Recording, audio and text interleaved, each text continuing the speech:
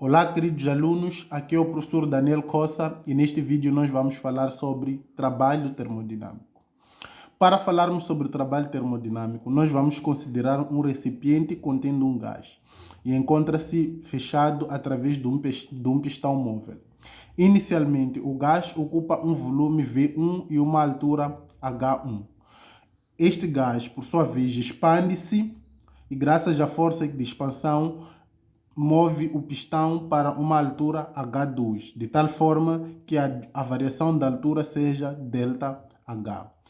Depois desse movimento de expansão, o gás passa a ocupar um volume V2. Então, o trabalho realizado pelo gás durante o deslocamento do pistão da posição H1 para a posição H2 pode ser determinado através da seguinte forma.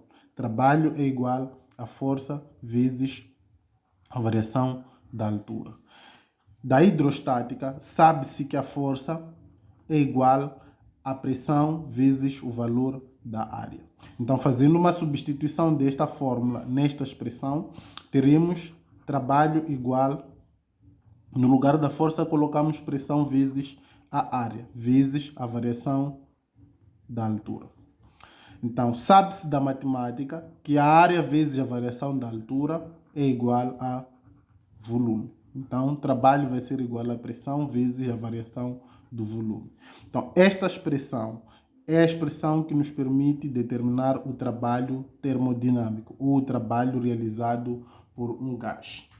Então, temos algumas especificações ou limitações para esta equação. Primeiro, esta fórmula só é válida sempre que a pressão for constante, ou seja, P igual a constante. Se a pressão é constante, sabe-se que trata-se de um processo ou um isoprocesso chamado isobárico. Então, sempre que a pressão for constante, nós podemos usar esta expressão e ela só é válida para a pressão constante. E a variação do volume é igual ao volume final, neste caso o volume 2, menos o volume inicial, que é o volume 1. E o trabalho, como é de conhecimento de todos nós, trabalho é sempre dado em joules. Tem como unidade joules. Algumas vezes o trabalho pode ser dado em calorias. Então, o trabalho, quando é dado em calorias, devemos saber que uma caloria equivale a 4,2 joules. Então, podemos fazer a transformação de calorias para joules através desta relação. É importante referir cá no início que sempre que nós saímos do volume inicial menor para um volume final maior, então significa que neste gás ou neste recipiente houve expansão do gás. Então, o gás expande-se sempre que saímos de um volume menor para um volume maior. Nessa situação em que há expansão, o trabalho é realizado pelo gás e ele vai ser positivo. Então, nessa situação, disse que o trabalho é realizado pelo gás. Então, o trabalho é realizado pelo gás ou pelo sistema, né? E o trabalho vai ser positivo.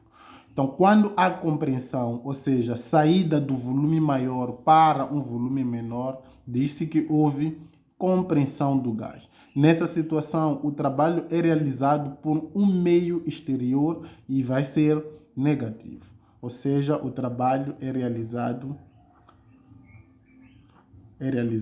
sobre o gás. Então, o trabalho é realizado sobre o gás. Então, é importante nós memorizarmos esta linguagem: expansão, o trabalho realizado pelo gás, e compreensão, o trabalho realizado sobre o gás. Vai ser muito importante e útil na resolução de exercícios. Então, tal como já tínhamos visto nas aulas passadas, a pressão e o volume podem ser representados graficamente.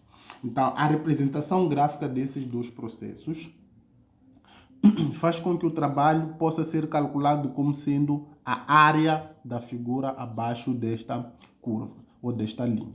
Então, nós podemos determinar o trabalho realizado pelo gás ou sobre o gás, através da fórmula que diz que o trabalho deve ser igual à área da figura. Então, o que nós devemos saber aqui é como determinar a área das figuras, né? Então, temos que lembrar algumas fórmulas para determinar a área da figura. Então, vamos escrever aqui ainda neste vídeo algumas fórmulas que vão nos ajudar a determinar a área da figura quando for representado graficamente. Então, nós, por exemplo, podemos determinar a área do triângulo se considerarmos que o triângulo tem base, tem o valor da altura. Então, a área do triângulo será igual, a base é a medida deste ponto até este aqui, e a altura é esta medida até aqui. Então, a área do triângulo, nesse caso, será igual a base vezes a altura sobre 2. Então, para além desta figura, temos as outras figuras que são frequentes. Temos o retângulo.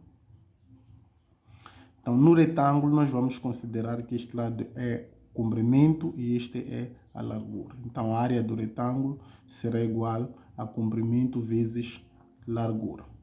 Para além disso, também temos um trapézio. Então, a área do trapézio calcula-se da mesma forma, né?